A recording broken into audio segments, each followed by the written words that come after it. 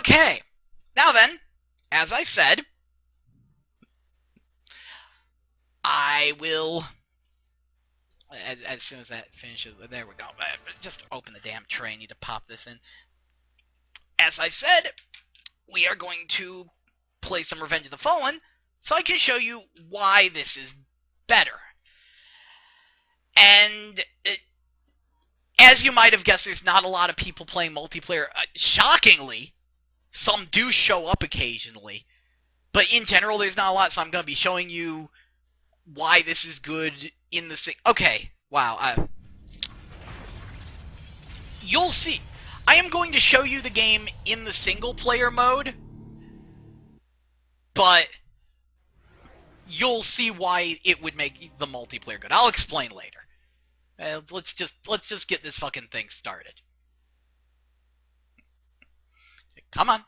Come on. You can do it.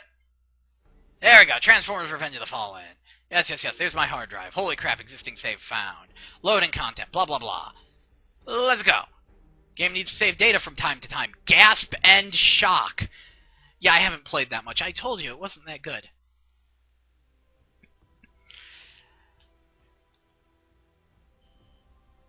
There we go. Autobot loading. Doodly-doo. See, this is what makes these gaming with gels so good. All the loading screens. Oh, yeah. And already, you see, it looks pretty darn nice.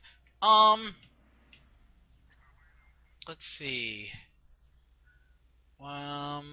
Is this just a nice destroy everyone?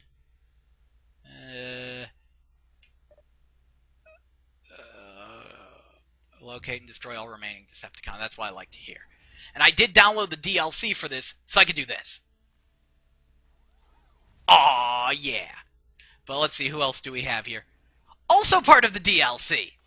Yeah, Skids and Mudflap aren't in either of the Revenge of the Fallen games, but Jazz is. And there's Bumblebee. I usually main Bumblebee, but you know what? Since Jazz is here of all characters, fuck it. Revenge of the Fallen indeed. No Skids and Mudflap, but we get Jazz as DLC. Fuck yeah. Despite their losses, our enemies still linger in Michaela's city. Find these remaining Decepticons and destroy them all. And you'll... I've said you'll see why this has really impressed me in a minute. Like, about... anyone keeping count? You know what? Don't go back and count. It'll be boring and stupid. There we go. Continue. See? Looks pretty nice. Anyway, okay. Normally, you run around like a third-person action game. You press X to attack with your melee. You can jump with A, press B to climb buildings. Then you hold the left trigger down and you go into gun mode. You hit the right bumper to switch between your two guns. Each transformer has two different gun styles. Pressing X in a direction while in gun mode lets you dodge roll. Yeah! Yeah! And then you hold the right trigger to transform into a vehicle, and holy shit, it feels like a vehicle. Look, I can fucking drift. And when you drift, you get a drift boost. What's really... And you have vehicle weapons, of course. Each vehicle feels different. Wow, Jazz is swirly. Wow, this guy's too fast. You can... If I hold down less on the... Oh, that was a civilian car. If I hold down on the right trigger less, I will go slower. It takes a minute to get used to. I'm running people over. Grand Theft Autobot, motherfucker. Shit, yeah! Anyway, one of the other really neat things is if you hold, like, X and then untransform, right into a spin kick. You have a special untransform attack. And if you boost, you press A to boost, and then untransform while boosting, super jump. Nice. Transform, B, ground pound. And you're starting to see why this is so fucking awesome. You have all these different techniques, all these different skills at your disposal. Each one, you know, able to be utilized in different ways. It's stuff you don't normally have. You know, when you transform into a vehicle, you feel like a damn vehicle. I really like that. Now, and this is how the multiplayer plays as well. So you're probably wondering, why does the single player suck? Well, the single player is basically, here's one of the multiplayer stages. Let's fill it with a bunch of random brain-dead enemies and have you shoot them till they fall over. Not bad, especially because I read this thing was made in a single year. So they were on major time constraints, and it's playable.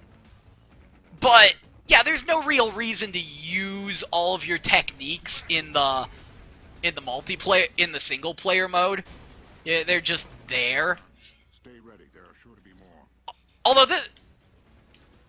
this playthrough is going over a little bit better than usual, there's also a few signature stages, like the boss fights, that are actually really neat, but those are few and far between.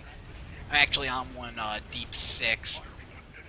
In fact, I want to shoot that guy before. There we go. Okay, now I can quit. Where's my quit? Where is my quit? Oh, there it is. Quit mission.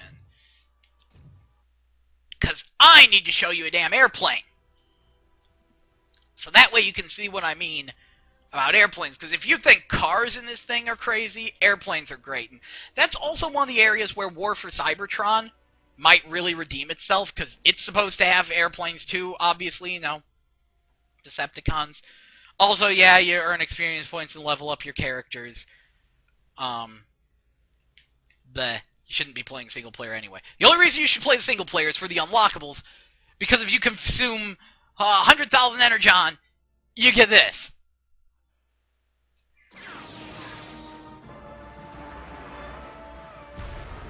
Yeah.